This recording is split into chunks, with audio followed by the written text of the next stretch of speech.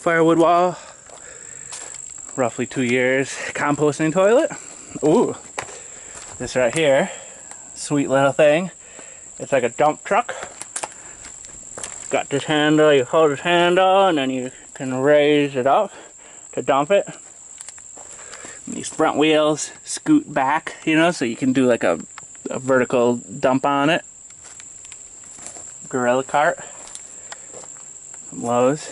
Definitely a really nice cart, you know. These are just regular bolts and washers. I tightened them down real good. You know, there's no like rubber gaskets. It's not supposed to be watertight, I don't think, but it is, you know, so it serves as like a water catch from this back thing. Gorilla cart, compost toilet. What do we got here? Is that an eggshell? Oh no, it's a butterfly. The butterfly's like my poop and pee. All the little, you know, he's sticking out his tongue. It's like, I need to get some of that. I've been eating hot dogs. I think the butterflies really like the hot dog flavor. Composting toilet, so, you know, pull the weeds. You'll see, like, you know, it's kind of clear, this front area. You know, I weeded this. These are hardwoods. Weeded this once, you know, and it grew back to that tall. You know, you can see over there I didn't do any weeding. It's a, you know, like a little jungle. The birds will be jumping up, like maybe flying up 5 foot, you know, in the evenings, low, you know, once the sun's behind the trees. They'll be like catching fireflies or something. There's a lot of fireflies. Fireflies are the bug that I like the most around here, the fireflies. The birds seem to like eating them. So I'll do the weeding. And it's kind of like, at this point, you know, I'm doing more composting than waste management, you know. It's like 50%, it's like 49.5% pine needles and leaf debris, you know, from around. And it's like 49.5% weeds that I pull, green material. It's kind of the bulk of it. And then it's like 1% actual poop, you know. And poop in like coffee grounds. These are another bug that are coming out. These little stick bugs. I've had like, where is it? There it is. Little green stick bugs. I've had like 4 of them up in the shack. They'll climb along the roof rafters and then they'll, I guess, run into a spot that I've sprayed with some Raid, you know, for killing a bee or something, but like a wasp. Wasps were a real big problem in the spring. Like these, there's 2 kinds of paper wasps, paper looking wasps, black ones and orange ones, and they were like, every day there'd be like 5 of them in there looking to make a nest. So I'd be spraying on the rafters, getting them. I think these stick bugs run into one of those spots and then drop down onto me. Composting toilet. Was putting it there to here. Doing that maybe 3 times, and then from here to over here. And then over here, kind of do a layer, you know, so it's like pretty much 50-50 over there, pine needles and greens. And then over here, you know, these pine needles take forever to break down. I'd redo it, you know, with that, the old compost and then new greens, layering it in there, so like a 50-50. There's a ton of what I'm pretty sure are soldier fly larvae. Homesteaders love soldier fly larvae for feeding to their chickens. So I guess I'm sitting pretty with soldier fly larvae. I found 2 soldier flies sitting on the pile over there one day. You know, I don't see them around. They're not a common fly. You know, just those 2 on the pile, probably laying their eggs. And that was pretty much it. I'm not out looking for soldier flies. Let's see what we got.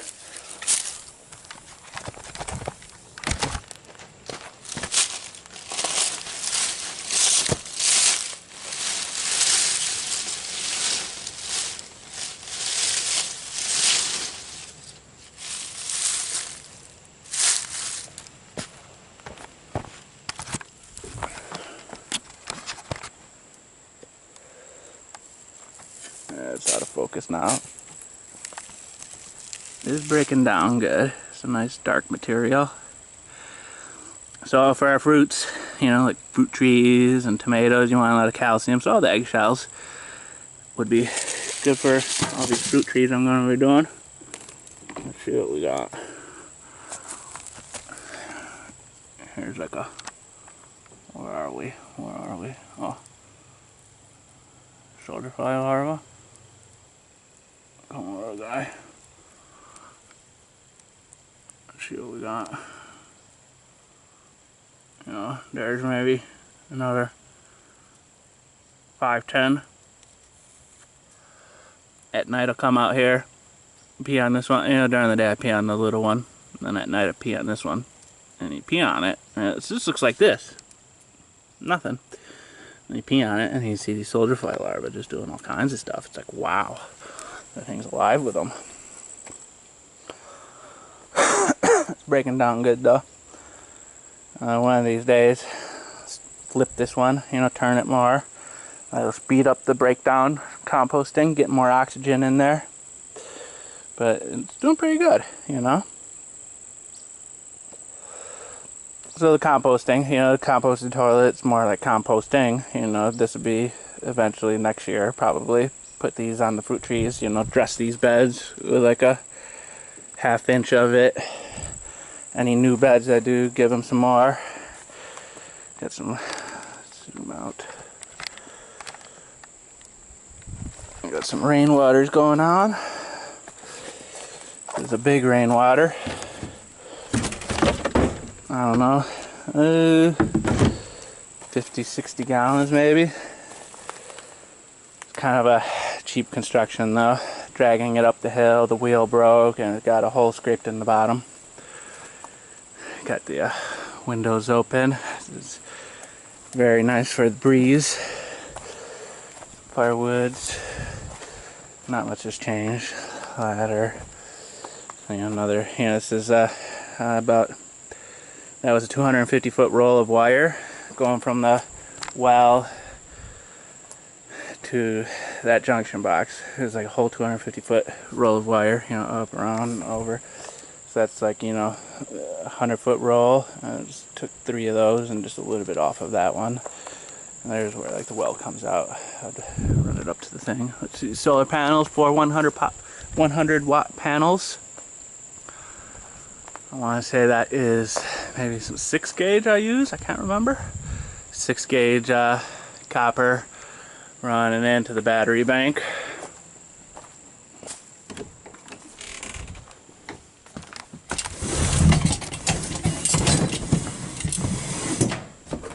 Some juice. Computer, clock radio. Brita. So I'll fill up a water jug outside. One of these, fill it up, give it a drop of bleach, disinfect, and put it over here. You know, so these two have been disinfected, and then from here, filter it with Brita, and then, you know, it's drinkable at that point. You know, it's cleansed, you know, with the bleach to kill the organics, and filtered to get rid of the particles. And it actually gets rid of the coloring from my juices. You know, there'll be like residual red coloring, and I'll just take out all that red coloring, no problem. Easy peasy. That's like, wow. I didn't think it would be that good. It gets clogged real easy though. Once that's done filtering, I'm going to swish it out the filter. You know, I'm constantly running water through there, you know, and the issue with filters is they get algae growth. So it's kind of, it gets clogged. There was a centipede in that filter. You know, I was keeping that outside, doing the filtering outside, just leaving it out there. Until I found a centipede in the filter. It's like, yeah, I'll put it inside. Centipedes are like a thing, you know, all the bugs are. I've had 4 centipedes, you know, sit here at night, watch some movies, play some video games, whatever. I've like had, you know, there's my feet down there. I had like 4 centipedes climb up my leg so far this summer. Goodies. These are my favorite lentils. Orange lentils, green lentils. Those are actually split peas. Or the green lentils have kind of like a lentil-y taste, but these are like almost like a bland taste. What cool thing is, lentils with some condensed soup and some ramen combined. That makes like a, you know, carbs, protein, fiber, and then flavor. So it's kind of a mix, you know. It's like 80 cents, you know, there's about that much of lentils. Maybe like 20 cents of lentils, 20 cents of noodles, and it's a day's worth of food. Another good meal, egg noodles with chili, or just with straight chili beans with like chili sauce, and that's chili mac. That's the quickest. You know, the lentils, I got to do like a double burn with the little sticks, you know, like first batch of sticks burns down, give a second batch of sticks, you know, to fully cook the lentils. But the chilies, they're the noodles, just a single burn of sticks, and the noodles are cooked. So this is probably like my favorite. Just one burn with the sticks, you know, and then you got some chili mac. Just pour some cold chili over the hot noodles, and it's warm. Let's see. Miscellaneous beans. These take too long to cook, but you know, in case the poop hits the fan, you know, I have some beans for starters. You know, if I ever do want to, you know, a bean you gotta cook from its dry normal thing. You gotta soak it for 8 hours, and then you gotta cook it for another hour and a half, 2 hours to soften it, you know. And then in the case of kidney beans, to get rid of a chemical, there's a lethal chemical. Like, if you eat these things uncooked, you know, that chemical's still in there. It hasn't been broken down by the heat. It's poisonous, you know, if you eat enough of them. But, yeah, I can always plant them in case I need to, you know, or if I do get a hankering. It's like this winter, you know, I'll be running the stove a lot. So here's the stove. This winter I'll be running the stove a lot. Here's my chef's chair, piece of plywood. Got some firewood, some sticks, some kindlings. Got a vent in the front, a vent in the back. Even with this, you know, the back vent I always have closed, and even with this front vent closed, it still burns through the wood real quick, you know. It doesn't really turn it into coals, you know, because it's got these little air gaps around. It's nice and rusty from putting shirts on it. That's like serious rust. I mean, that's like really bad, you know. That's how heavy I sweat. For like 2 months I was putting my shirts on here to, you know, dry them out overnight, wring them out, put them on here to dry. Well, shirts, boxers, not really the socks. My socks wouldn't get too wet, but it rusted out like crazy. See the paint? It was all shiny black, but when you heat it up, it's not high heat paint. It just flakes off this paint. So it's still a little too dark to see, but there's, you know, black dust everywhere. It's from the dust is paint flecks. You know, just smoke and send off the paint flecks. Just burn the paint away, and then the rest is grown on the bare steel. It's a handy little stove, and in the winter I'll be actually using, you know, not this one this winter, you know, get a proper cook stove, but, you know, in the winter I'll be keeping the stove going a lot, you know, and then I'll be able to cook beans. You know, right now it's just a waste of time and firewood to cook beans. So lentils and chili mac. Got a little hanging basket. I was doing potatoes, carrots, onions, got garlic. You know, apples, bananas, eggs. You know, I may start doing that again, but it takes too long to cook that, you know. I'm doing a dozer. I stopped doing it with the ARM and the Civic, because I was 3, almost 4 weeks of kind of being just stuck out here where I couldn't really go into society to get more potatoes and carrots, and I kind of fell out of those habits, you know, of doing more proper meals, you know, like potato, carrot, onion, garlic, and then lentils. It's like a nice little vegetable stew. It's got the protein, the fiber, the carbs. It's cheap, healthy. Throwing a dollop of a bad boy. It's almost gone. Doesn't smell yet, so it hasn't gone rancid. It's got a crack in the bottom though, probably from moving it from New York, you know, to here. Got jostled around, so it's, and it, you know, being like 90, 100, it melts it in there and it kind of leaks out. We're throwing a dollop, nice hefty spoonful of lard into a vegetable stew, give it a little more oomph. I did some deep fried cookies, a lot of them actually, and they're really good. Use a lot of cinnamon in that. Got some butterscotch chips. I've done a bag of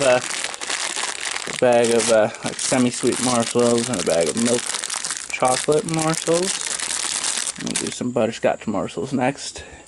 Like jar of flour. This is powdered milk. Give it maybe that much powdered milk.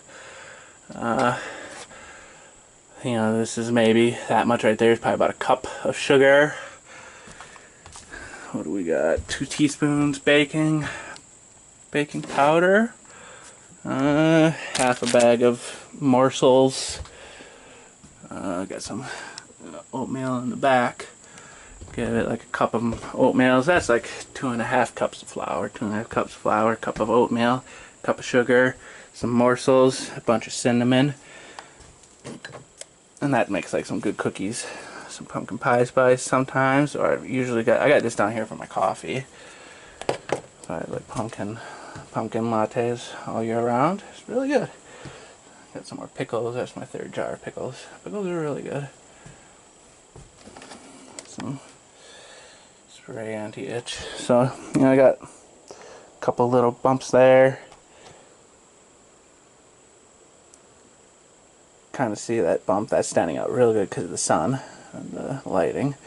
I'll get a couple little bumps, you know, heat rash wise, and that's normal, you know, I think. Get a lot on my like ankles and feet, legs.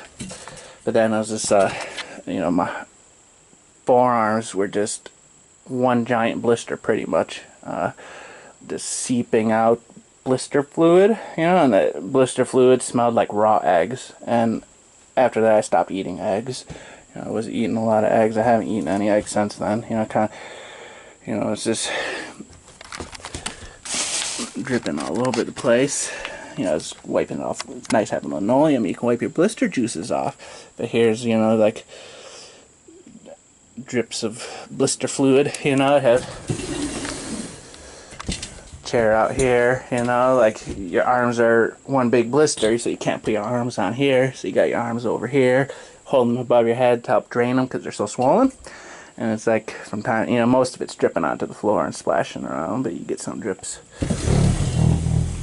Yeah, that was, I'm really taking it easy with the heat, you know, like mild heat rash like this. At the end of the day, I'm going to do a baby wipe. Some bologna sandwiches. Baby wipe. You know, it's already got alcohol and cleaners in there, but I'm going to saturate it with alcohol so it's like dripping wet. And then, you know, rub down the arms anywhere where I got like, you know, this one I've been rubbing down yesterday and maybe the day before, you know, and it's going away rather than becoming a whole arm thing, you know. It sprouts, and then wiping it with that and that. You know, after I do a shower, a sock shower. Still doing the sock showers. They're just great. Got my little bowl and my sock. I should probably wash this, but, you know, when I'm wringing it out, it kind of gets clean. And it doesn't smell. It smells like, it's like, you know, like the breeze. Spring breeze, I think is one of those scents. Some water, pour it in there, rinse off, shampoo, still the Suave, always going to be the Suave, and then rinse off again. My shower stump right there, and then here's my kitchen stump. Got some actual detergent finally, and things go bad real fast, you know, like 90, 100 degree heat. This, you know, like if I do a big load of food, the following day it's already like acetic acid, like, you know, it's real bad, you know. So if it goes a day and a half, 2 days before I finish it, I may spritz it with that to help kill those things, you know, and then leave the, got a Pyrex bowl, leave the Pyrex bowl out in the sun so it gets, you know, UV treated as well. Here's my Pyrex bowl. You know, this is a normal amount of food. I'll fill it up to about there. That's a day's worth of food. But sometimes I get a little zealous in my cooking and I'll fill it all the way up. And then, you know, it's acetic acid. You know, it takes like a day and a half, 2 days to eat it. And it's just pretty bad. I'll put that out, you know, once it's clean, leave it out in the sun to dry and UV treat. Let's see, some water filters. So here's the charge controller. Got that 6/8 gauge going in, and then 4 gauge. This is car stereo, but wiring 4 gauge is a waste of money, you know. And for the actual house when I'm wiring it, I'm just gonna go with the 4 gauge from Lowe's, you know. So charge controller, you know, 6/8 going into it, 4 coming out.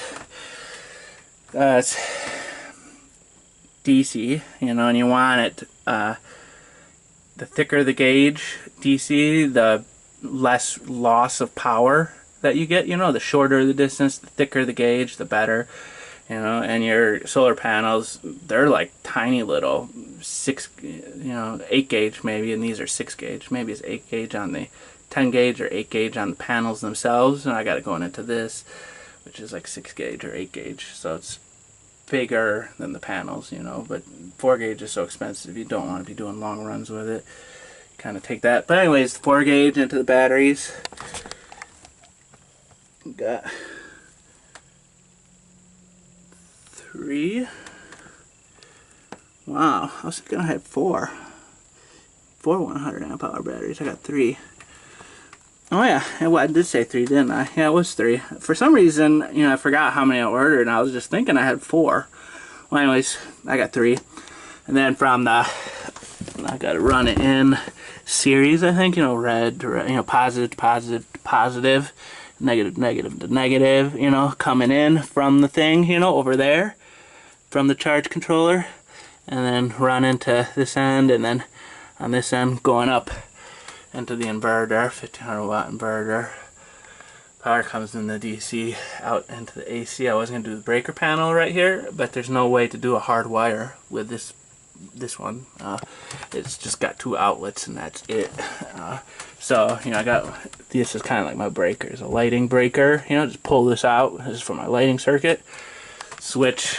One switch is for the exterior light under that awning, and then the other switch is for the overhead light. And then, you know, outlet power that runs around to here. Well, I got my computer stuff. I was charging my cell phone, but and the cell phone charger broke, so I duct taped it together. Duct tape comes in handy. This is for, normally I have my, what do you call it? Radio.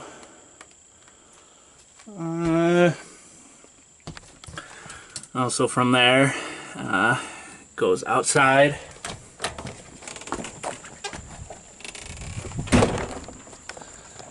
To, you know, exterior outlets, and then this is what goes around, you know, to each of those little pump stations.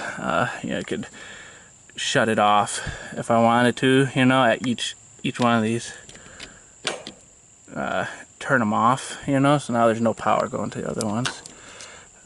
Or leave the power on. Let's see. So there's the pump, 1/2 horsepower. This goes into one of the white garbage cans, sucks the water up, and then I just dry fit squeeze, you know, push on the hose for the outflow. You have to pump it up to the next thing, a little primer, you know. Unscrew this, fill it with some water, and then plug it in, and it turns on. Pumps the water. So that's the electricals. Here's the chainsaw mill.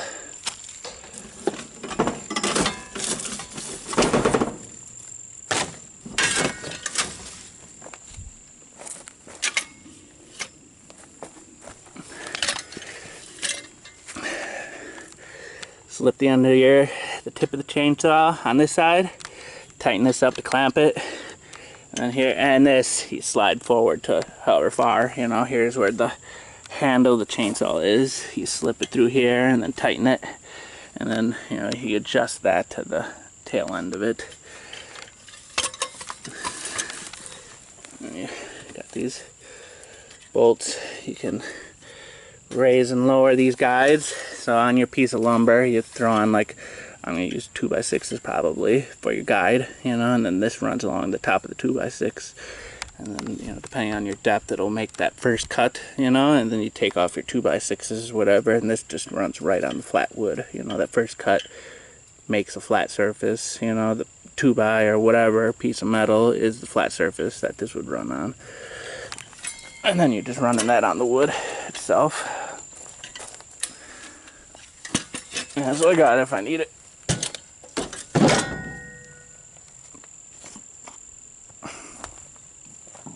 This is my baby.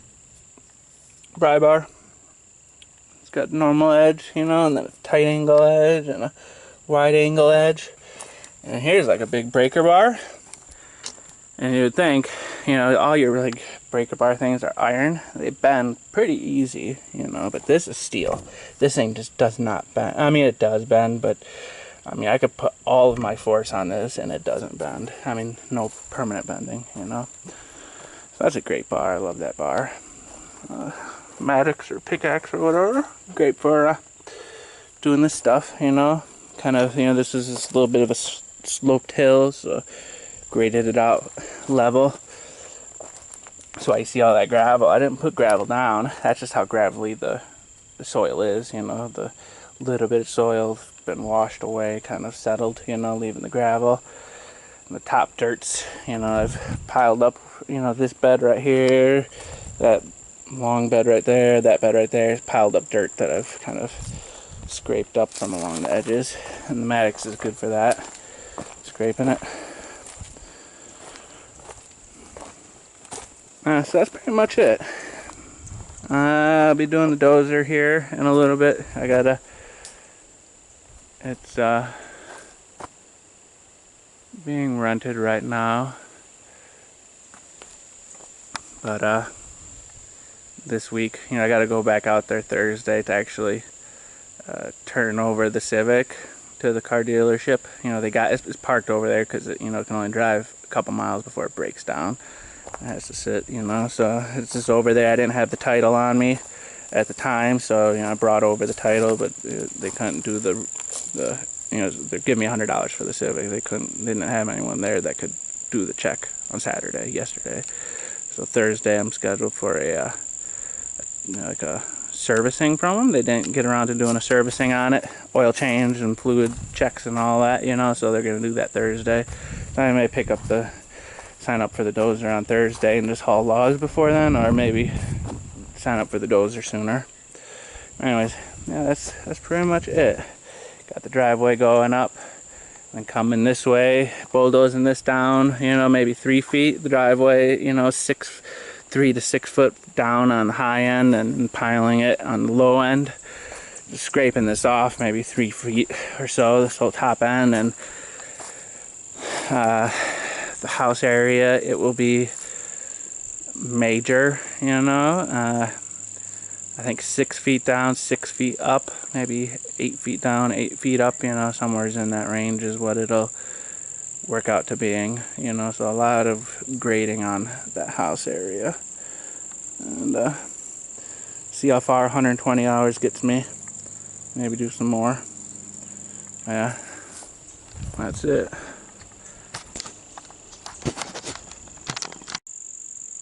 So I forgot to show earlier this back area.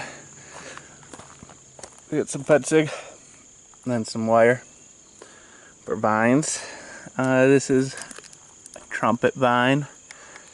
It did a few little flowers this year right there. They're gone now. And I got a hardy kiwi right there, a little baby one. And this is like a jessamine, another flower. So it's like a flowering vine. Trumpet, it's like an orangish pink. And then kiwi and jessamine, it's a yellow flowering vine, I believe. We got another kiwi, hardy kiwi. This is that hardy kiwi unknown. Apparently kiwis are gendered, you know. I don't know what that is, but this is a male hardy kiwi. That's a female hardy kiwi. These ones are Ogden Point kiwis, or one of these is an Ogden Point kiwi, and the other two might just be a slightly different variety, where it's like that one where there was no stated gender. It may not be a gendered hardy kiwi, but so flower, kiwi, flower, kiwi, and then some wisteria right there. It's a flowering vine. It should do some really... The only flower that's gone so far was the trumpet flower. This will be a... I can't remember what color. And then a hardy kiwi at the end. So it's kind of like... The general idea is, you know, next year, third year, you know, like these kiwis and flowering vines are really tightly spaced, you know, that's 3-foot centers maybe, and it's kind of like you want them 10, 15, 20-foot centers, you know, so this is just going to be like a solid wall of vines, and, you know, doing this in more spots, you know, this firewood wall, once the house is done, I'll be moving the firewood down towards the house, you know, the firewood wall will go away, and it'll be extending it out another 10 foot, you know, and that'll be kind of the, you know, 10 foot over, and then 10 foot over be kind of the full width of this area, and then doing more of the vine walls along those areas, that final border perimeter. Let's see, I got some graphics.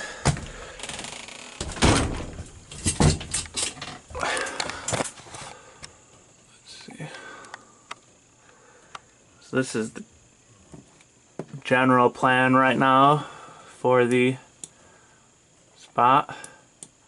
You know, this edge right here is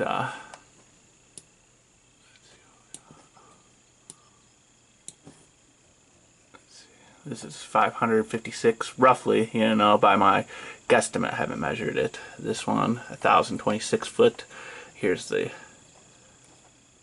roadside edge, that's like 1,500 foot, you know, so I ran a 1,000-foot string line along this border, and it got to right about here, so I'm pretty sure that this is like fairly accurate dimensions. But this blue area is kind of that terrace, you know, that's like 250 foot, you know, up that roadway, going up, you know, maybe 350 foot to that point.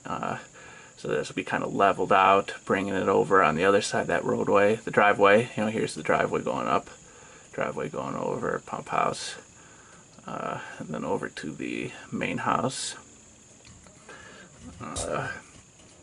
You know, grading the top of the hill off, maybe swinging this, you know, down here's where that hand pump is. This is like a little dry creek bed, which when it rains it'll get some water flow, and then over here off property there's another dry creek bed which will, you know, fill when it rains. I might do a loop the house thing around. I might bring it down this little creek bed, I don't know, or make it, you know, really flat, you know, push this berm out more, you know, widen it. But this is kind of the general plan for it, you know, really long terrace through here, and that, and then here's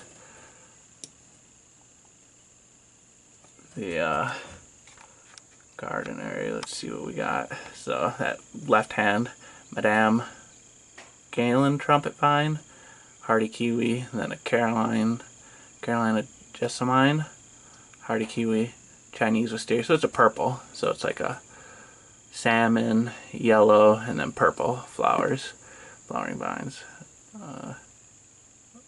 Ogden Point, female. And this one is just kind of a general, not necessarily Ogden Point, didn't say. And then general.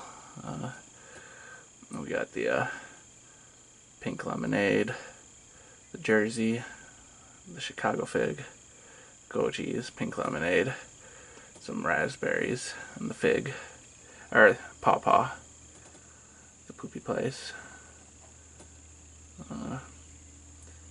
sunshine blueberries, and the Olympian pig. yeah, so I just wanted to add that. Forgot to mention the vines in the back. There'll be a lot of vines. There's a lot of, the natural vines. It's wild grape, and I want to say it's muscadine. And I'll be doing muscadine and, cultivar grapes, like, white grapes and regular purple grapes, but not the wild grapes. There's a lot of wild grapes. I want to do muscadine though. They're like supposed to be like a grape variety that's very hardy and tolerant, disease resistant, etc. So, I don't know if these wild things I'm seeing over here are muscadine or not, but I'll be getting some muscadine and planting them, in the years to come. I just added that.